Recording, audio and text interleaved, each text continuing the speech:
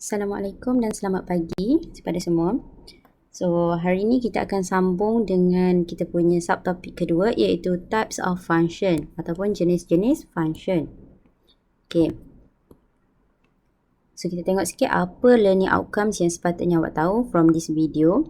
By the end of our lesson here, kita akan dapat sketch the graph of functions linear, quadratic, cubic and set function supposedly. Okay.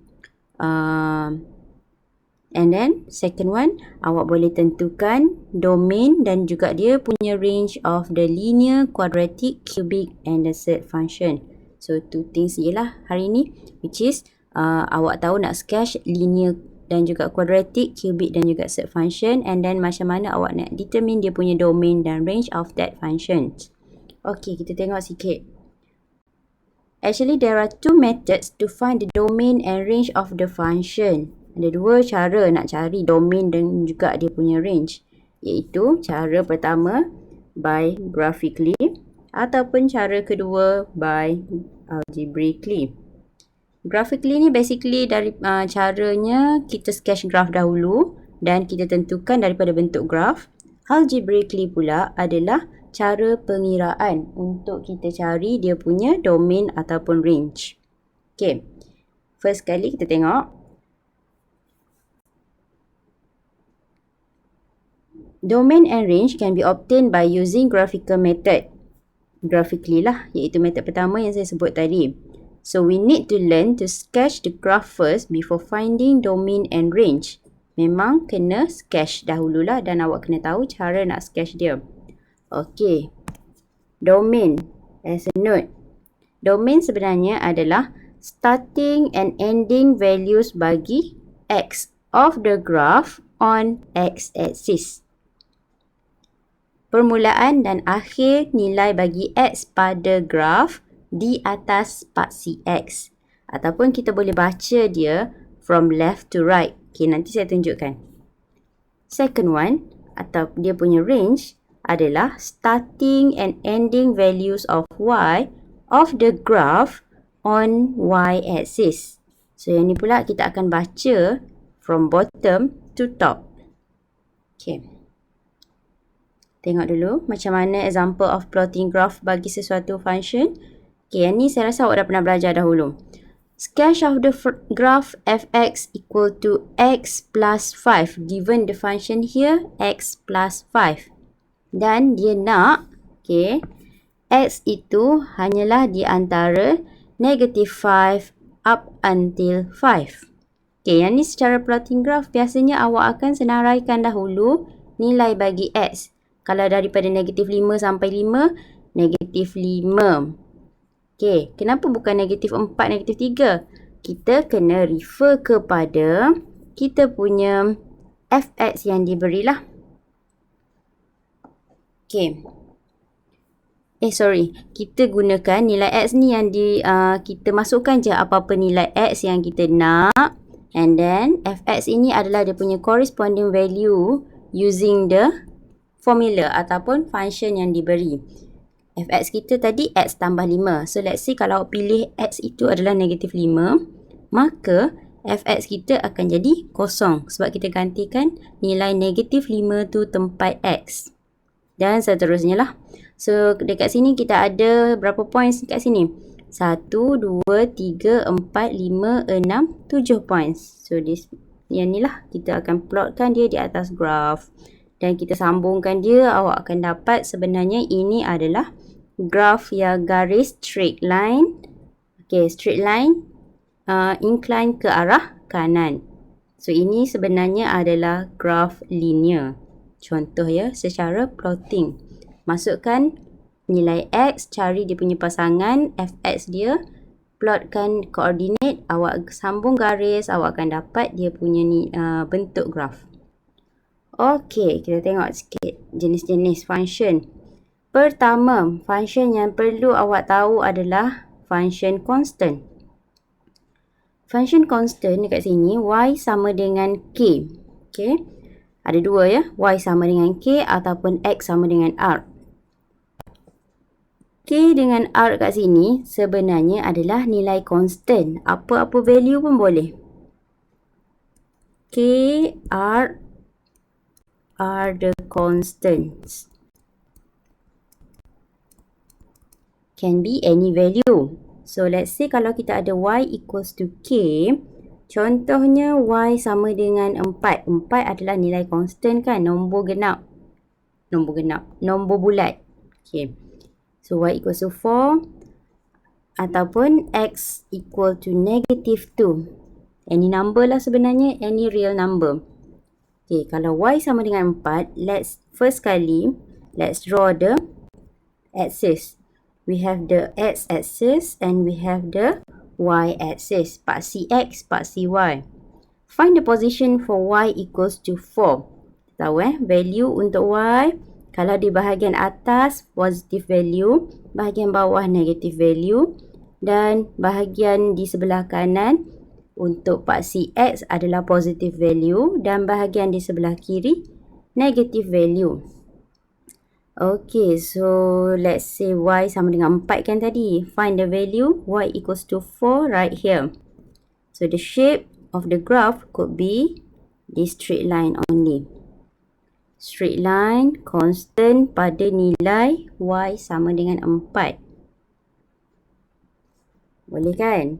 Okay, seterusnya untuk graph X equal to negative 2. First kali kita buatkan kita punya axis X and kita punya Y axis. The position untuk X equal to negative 2 dekat sini. Negative 2 dia dekat sini. So the shape of the graph, straight line. Okay, straight line pada X sama dengan negative 2. So itu adalah kita punya bentuk lah. X equal to negative 2. Labelkan graph kita. So ini dua bentuk graph constant function. Hanyalah straight line. So nak ingatnya, kalau Y sama dengan apa, kita akan dapat horizontal line.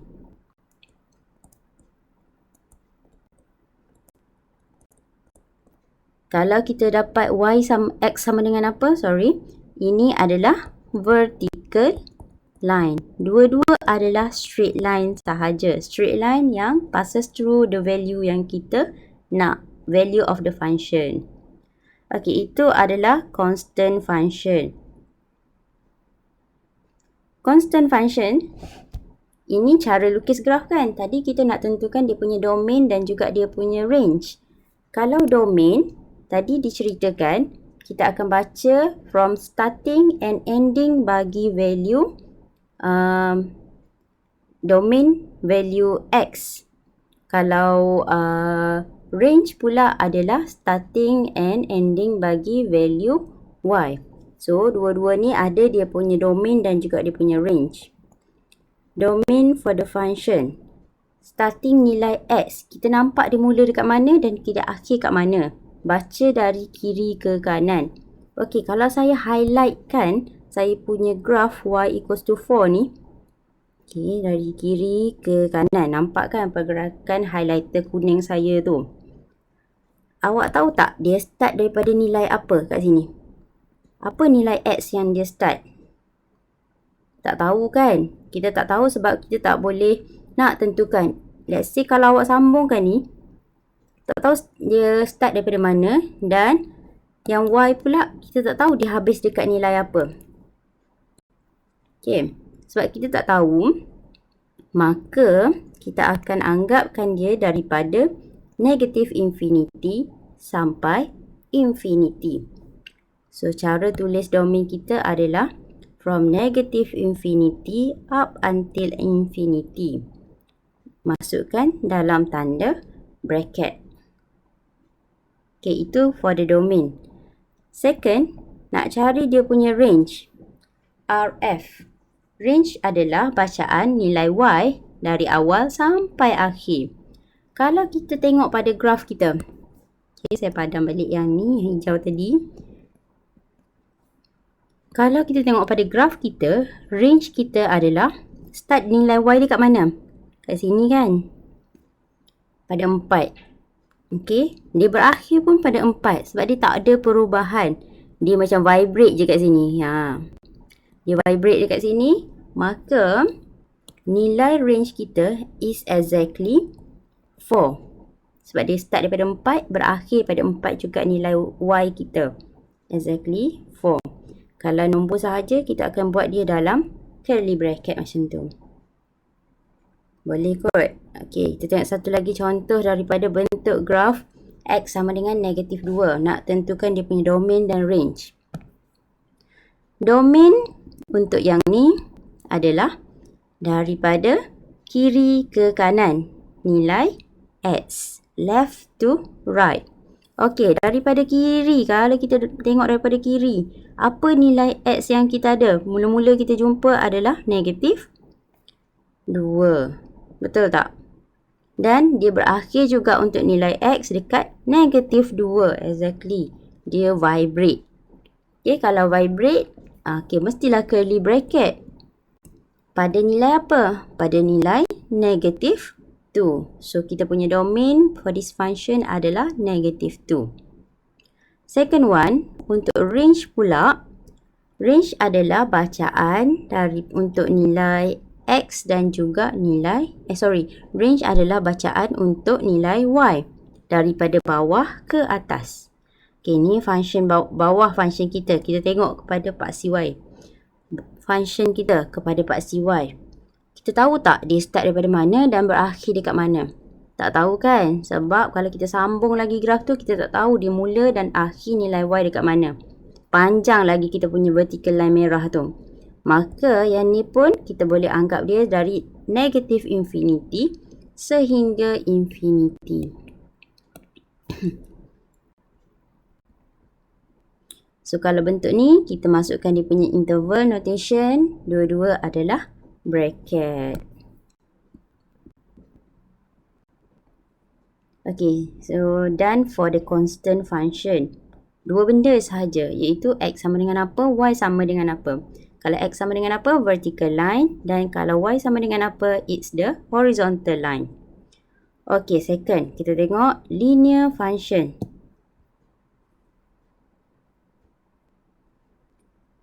Linear function ni biasanya kita tahulah dia adalah fungsi yang mana highest power nilai X kita adalah 1. So, kita punya bentuk dia adalah Y equals to MX plus C. Okay. Dan yang ni kenapa pula negatif MX tambah C? Okay, dia sama sahaja sebenarnya. Usually kita tahu linear adalah dalam bentuk MX plus C. Cumanya pada nilai M ni, dia boleh jadi 2. Sama ada M kita positif ataupun M kita negatif. Okey. So, kalau ni M positif lah sebelah kiri. M lebih besar daripada kosong. Ini kes M positif. M lebih kecil daripada kosong. Ini kes untuk M negatif. General shape dia adalah kalau M kita positif, okay, bentuk dia adalah macam ni. Straight line ke kanan. Kalau M dia negatif, bentuk dia straight line ke kiri. Okay, dia potong. Awak tahu kan M kita sebenarnya apa? M adalah kita punya kecerunan ataupun gradient. C pula adalah kita punya nilai y-intercept. Okey. Y-intercept dia potong paksi Y dekat mana? M adalah mewakili nilai gradient. Sebab tu kalau gradient positif, straight line ke kanan. Kalau gradient dia negatif, straight line ke bawah. Okey, let's say saya bagi contoh function. Y equals to 2x plus 1. So, kecerunan dia 2. Potong paksi Y pada nilai 1. Y-intercept dia 1. Okay, we start with the axis. Kita ada paksi X, kita ada paksi Y. M dia tadi adalah 2. Dan dia potong pada nilai Y 1. 2 kita dah tahu bentuk dia, shape macam mana. Kita check pada dia potong paksi Y dekat nilai 1. Kat mana? Dekat sini lah. Dan awak just transferkan actually bentuk ni. Okay. Boleh tak kalau saya nak testing bawa bentuk ni. Okay, sebenarnya kita just bawa straight line kita ni.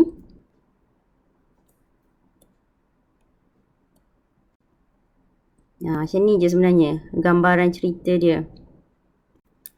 Kita bawa dia ke situ. Dan yang ni kita sambunglah nanti. Sambung panjang sikit. Yang ni panjang sikit. Okay.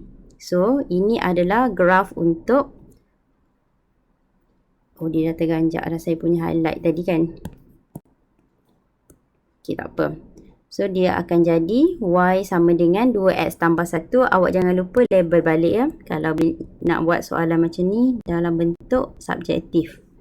Y equals to 2X plus 1. Okay, second one.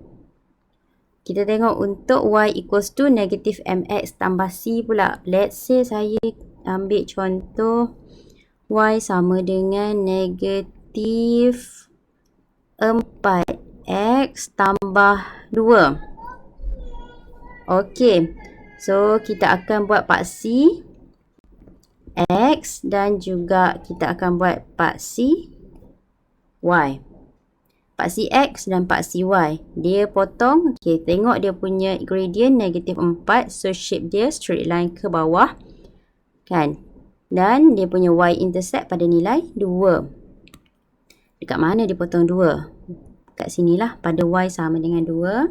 Dan kita akan ambil kita punya straight line kita ni tadi. Buat macam tu. So, itu adalah graf kita. Sambunglah macam saya buat tadi. Kita sambung straight line kita. Dan labelkan nama dia y sama dengan negatif 4x tambah 2. Okay, settle. Saya assume awak dah tahu cara nak sketch graph linear. So, dua benda yang kita cari lagi adalah domain dan juga range.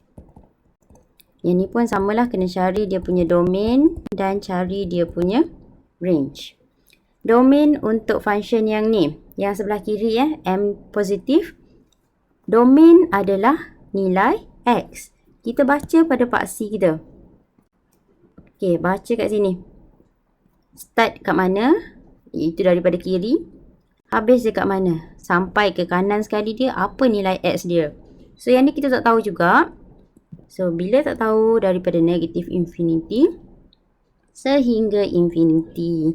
So, cara kita tulis yang ni akan jadi negatif infinity up until infinity.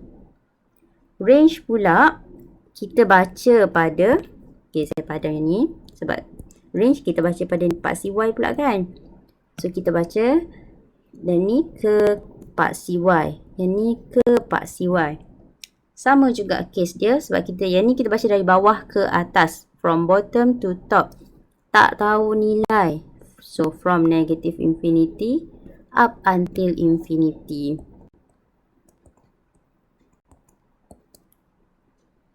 Boleh kan? Mudah je.